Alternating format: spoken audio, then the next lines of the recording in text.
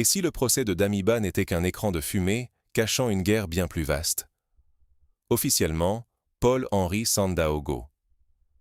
Damiba vient d'être lourdement condamné, en son absence, par la justice burkinabé. À en croire les médias occidentaux, c'est un simple règlement de compte.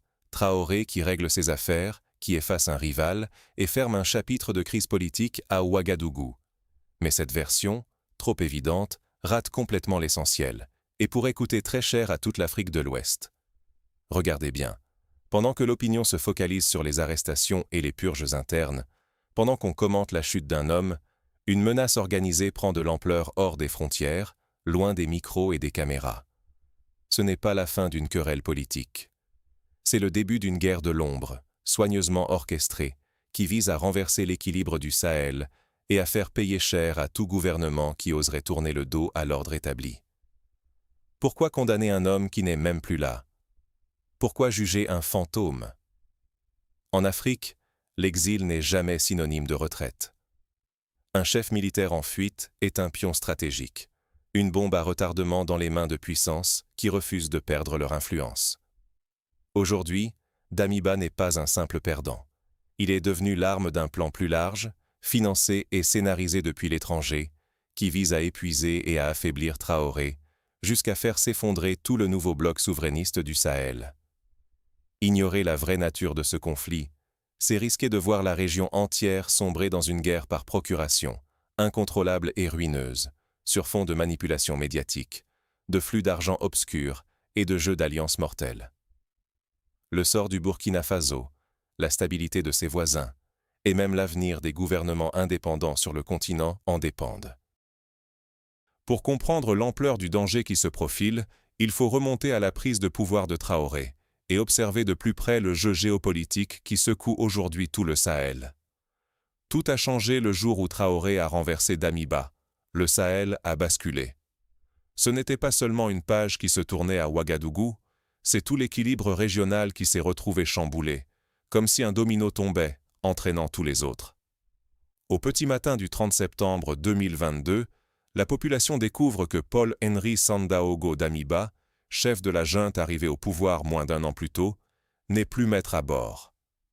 En quelques heures, le capitaine Ibrahim Traoré prend le contrôle, Damiba s'exile au Togo. Mais ce renversement n'est pas un simple épisode de plus dans la longue histoire des coups d'État burkinabés. Il marque une rupture totale avec la politique de dépendance militaire vis-à-vis de la France et inaugure une nouvelle ère d'alliances inédites dans la région. À partir de ce moment-là, le Burkina Faso coupe le cordon avec Paris. Coopération sécuritaire suspendue, base française évacuée et une volonté affirmée de chercher d'autres partenaires, notamment du côté de la Russie et de la Turquie. Ce choix ne se fait pas dans la facilité. L'armée burkinabé, déjà surmenée, doit se réorganiser, réarmer et tenir bon face aux groupes armés au nord et à l'est du pays. Mais pour Traoré et ses soutiens, il n'y a pas de retour en arrière possible. Le message est clair. Le Burkina Faso veut reprendre le contrôle de son destin, et cela passe par une souveraineté militaire et politique retrouvée. C'est dans ce contexte brûlant qu'émerge l'Alliance des États du Sahel, ou AES, regroupant le Burkina, le Mali et le Niger. 3 pays, 3 gouvernements militaires, unis par la même volonté de rompre avec l'ordre ancien, de mutualiser leurs forces et de mener une lutte totale contre l'insurrection djihadiste qui ronge la région. L'objectif affiché de l'AES: reprendre l'initiative sur le terrain, rompre l'isolement et montrer que l'Afrique de l'Ouest peut se défendre sans tutelle extérieure. Mais ce nouveau bloc effraie. Pour les puissances occidentales, cette union est une menace stratégique majeure. Elle remet en cause des décennies de domination sécuritaire, de réseaux diplomatiques et d'intérêts économiques soigneusement tissés. Derrière les discours officiels sur la stabilité, c'est la peur de voir tout un pan du Sahel échapper au contrôle des anciens maîtres qui motive les réactions parfois hostiles, les pressions, voire les tentatives de déstabilisation. Ce basculement d'alliance, s'il réussit, pourrait changer la donne pour des millions de personnes, offrir un espoir de paix durable et redonner du poids à la parole africaine sur la scène internationale. Mais l'échec, lui, serait dramatique. Retour sous tutelle, effondrement des institutions, chaos généralisé. Le sort du Burkina Faso, du Mali, du Niger, et bien au-delà, se joue sur un fil. Pourtant, alors que tous les regards se tournent vers le nord et la lutte contre des groupes dispersés, un danger bien plus structuré, bien plus silencieux, se met en place. Cette fois, il vient du sud. La guerre invisible ne se livre pas à Ouagadougou, mais dans les salons feutrés de l'exil et des états-majors étrangers. Car pendant que toute l'attention se porte sur les purges au sein de l'armée burkinabé, le vrai combat se déroule ailleurs. Paul-Henri Sandaogo Damiba et ses alliés n'ont pas disparu. Ils ont simplement déplacé le front. Depuis leur refuge, ils manœuvrent, recrutent et attendent que l'armée burkinabé s'épuise, prise en étau entre la guerre au nord et la menace qui monte au sud. Mais rien de tout cela n'aurait été possible sans le soutien actif de puissances étrangères et de services secrets rompus à ce genre de guerre hybride. Une armée en exil, ce n'est pas un fantasme ni une légende. Cela coûte des millions, exige un réseau logistique discret et une protection diplomatique. Or, Damiba et ses proches bénéficient d'un accueil plus que complaisant dans certains pays voisins, que ce soit par calcul ou sur instruction de partenaires occidentaux. La non-extradition de Damiba, malgré sa condamnation et les demandes officielles de Ouagadougou, en dit long. Ce n'est pas une simple négligence administrative. C'est un signal politique puissant. Le Burkina Faso, pour ses États hôtes, est désormais considéré comme un espace à déstabiliser, un pion dans un jeu géopolitique plus vaste où la souveraineté des peuples africains pèse peu face aux intérêts stratégiques. Dans ce contexte, les arrestations spectaculaires à Ouagadougou ne relèvent pas seulement de l'autoritarisme. C'est de la contre-espionnage en temps réel, une tentative de neutraliser la cinquième colonne avant qu'elle ne puisse ouvrir la porte à une incursion. Imaginez. Il suffirait qu'un gradé corrompu donne l'ordre de ne pas intervenir à la frontière sud au moment critique pour que tout bascule. C'est cela, la réalité d'une guerre hybride. Les lignes de front ne sont pas tracées sur une carte, elles passent par les allégeances, les réseaux dormants et les complicités silencieuses. Les preuves d'activité anormale s'accumulent. Présence inhabituelle de cadres militaires exilés dans certaines capitales, mouvements suspects à la frontière sud, camps de réfugiés mystérieusement transformés en viviers de recrutement, vol d'informations sensibles signalées par les services de renseignement burkinabais. Tout indique la préparation d'une attaque éclair. Le plan est terrifiant de simplicité. Prendre le contrôle d'une ville frontalière pendant 48 heures, y proclamer un gouvernement légitime en exil, et solliciter dans la foulée l'intervention militaire de puissances étrangères ou d'organisations régionales. À ce moment précis, la CEDEAO, dont certains membres rêvent de voir échouer l'AES, cette alliance souverainiste, ou certaines chancelleries occidentales pourraient se présenter en restaurateurs de la démocratie. Mais pour qui et pour quels intérêts? Les véritables enjeux sont là. Si ce scénario se produit, l'armée burkinabé, déjà surmobilisée au nord contre le terrorisme, se retrouvera piégée sur deux fronts. Le risque ne se limite plus seulement à un changement de régime, mais à une déstabilisation de toute l'Afrique de l'Ouest. L'économie est déjà sous pression. Chaque dollar dépensé pour fortifier le Sud, c'est moins d'argent pour les écoles, les routes ou la lutte contre la pauvreté. Les populations, elles, vivent dans l'angoisse permanente. Seront-elles demain prises en otage par un affrontement qui les dépasse, sacrifiées pour des jeux d'influence dont ils ne voient que les conséquences funestes? Il faut se rendre à l'évidence. Ce n'est pas une affaire burkinabé, c'est une attaque contre le principe même de souveraineté en Afrique. Les anciens réseaux coloniaux n'ont jamais vraiment disparu. Ils ont simplement changé de méthode, utilisant aujourd'hui l'arme de l'exil, de la guerre de l'information et de l'infiltration politique. Pour les puissances qui agissent dans l'ombre, l'objectif est clair: empêcher la consolidation de gouvernements libres, indépendants, capables de choisir leur propre voie. Et ce jeu dangereux menace d'embraser toute la région. Face à ce piège, chaque arrestation, chaque mouvement de troupes devient une question de survie nationale. Mais quelles sont les conséquences pour la région? Le destin du Sahel pourrait basculer en quelques heures de chaos frontalier. Imaginez, au sud du Burkina Faso, à la faveur d'une nuit, une offensive éclair, orchestrée par des chefs exilés et synchronisée avec une mutinerie surprise dans une base militaire clé. Un double coup de poing qui, en quelques heures, pourrait faire vaciller l'État, déclencher une guerre civile sur plusieurs fronts et ouvrir la porte à une intervention étrangère sous prétexte de restauration démocratique. Voilà le scénario catastrophe. L'effondrement brutal du pays, la dissolution de l'alliance AES et, par ricochet, la déstabilisation du Mali et du Niger, aussitôt isolés, exposés à leur tour aux mêmes manipulations. Mais la réalité qui se dessine est plus sournoise. On assiste déjà à une guerre d'attrition, où le harcèlement constant des frontières sud épuise lentement le Burkina Faso. Des groupes armés, difficilement identifiables, testent la réactivité de l'armée, force Traoré à déplacer d'immenses ressources, soldats, budget, logistique, du nord, pourtant vitales pour la lutte antiterroriste, vers le sud, pour ériger un mur de défense. Cette stratégie vise à saigner l'État à blanc, à ruiner tout espoir de développement et à renverser la population contre le pouvoir militaire par la lassitude. Car, derrière les discours policés des chancelleries, la guerre de l'ombre ne fait aucun doute.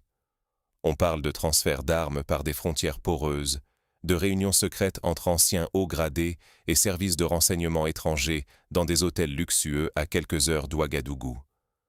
On alimente la rumeur, on orchestre la fatigue, on espère l'effondrement moral du peuple. Le plan est simple, forcer le gouvernement à un état d'alerte permanent jusqu'à ce que le coup devienne insoutenable.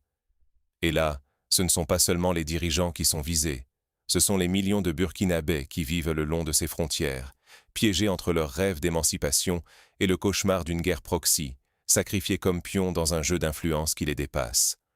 L'enjeu, c'est la ligne sud. Si elle cède, l'AES vacille. Si Traoré tombe, le Mali et le Niger seront isolés, sans profondeur stratégique, à la merci des mêmes réseaux qui manipulent aujourd'hui la crise burkinabé. Pire encore, le déplacement massif de moyens du nord au sud laisse le terrain libre aux groupes extrémistes, qui n'attendent qu'une faille pour reprendre du terrain et relancer le cycle infernal de violence.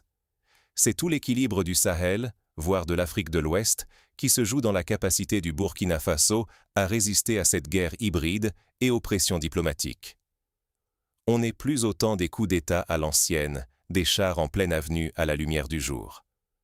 Aujourd'hui, le renversement d'un régime passe par l'asphyxie économique, la manipulation de l'opinion et l'usure psychologique. Le tout financé via des circuits opaques et justifié par une communication internationale habilement calibrée. Alors, comment discerner les premiers signaux d'une déstabilisation imminente? Quelles leçons pouvons-nous tirer de cette situation pour l'avenir du Sahel? Pour ne pas être dupé, il faut savoir où regarder. Au-delà des discours officiels. Trop souvent, on se contente de la version des grands médias ou des communiqués diplomatiques, alors que l'essentiel se joue ailleurs, loin des caméras.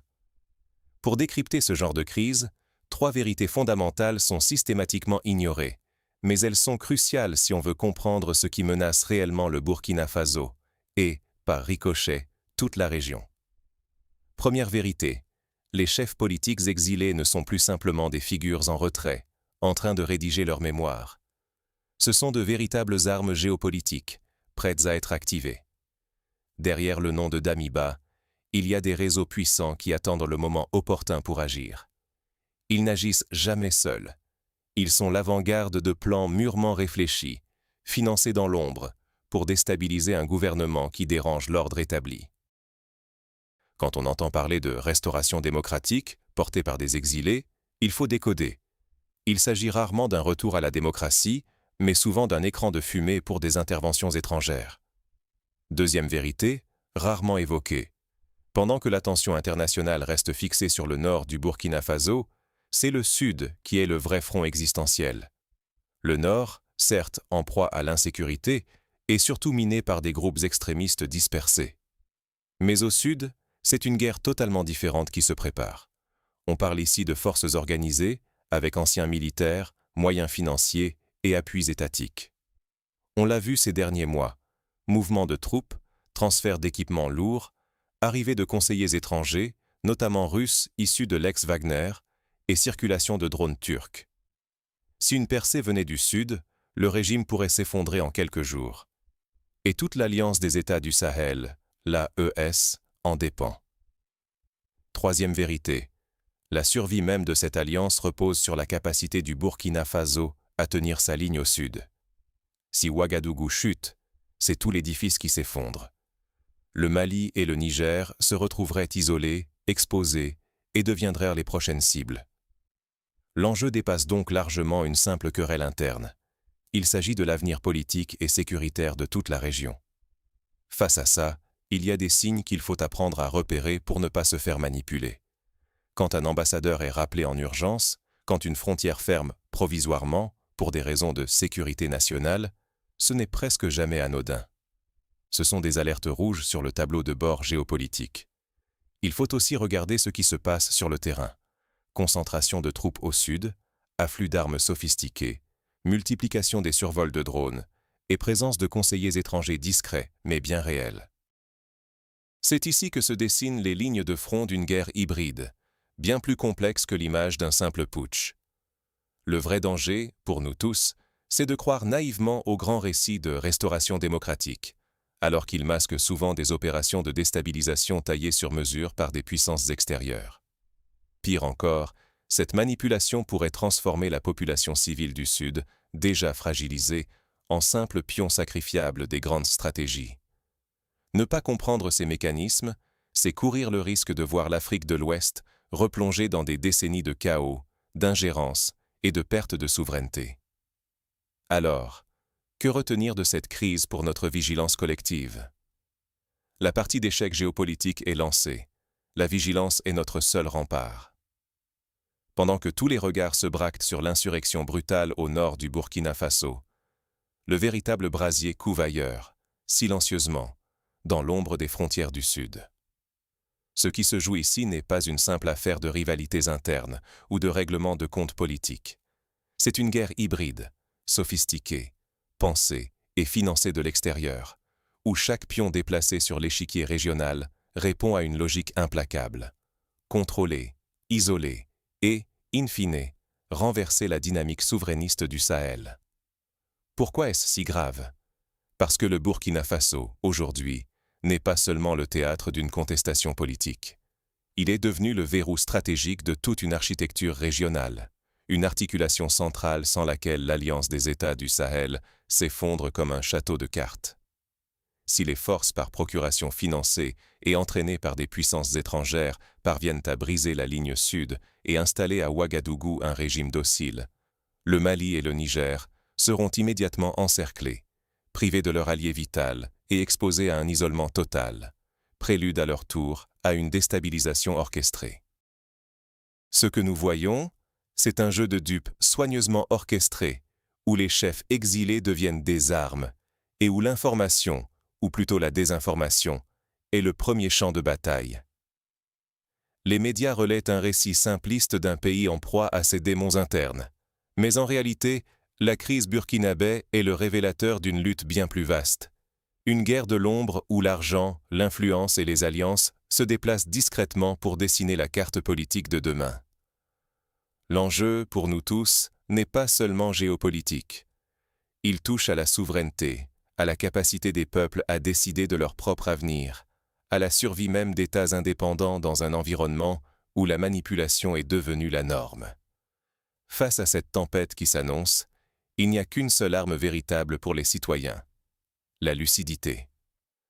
Comprendre ce qui se trame derrière les discours officiels, savoir lire entre les lignes des gestes diplomatiques, et surtout, observer deux signaux majeurs. D'abord, surveiller comme le lait sur le feu la température diplomatique entre le Burkina Faso et ses voisins du Sud, en particulier le Togo et la Côte d'Ivoire.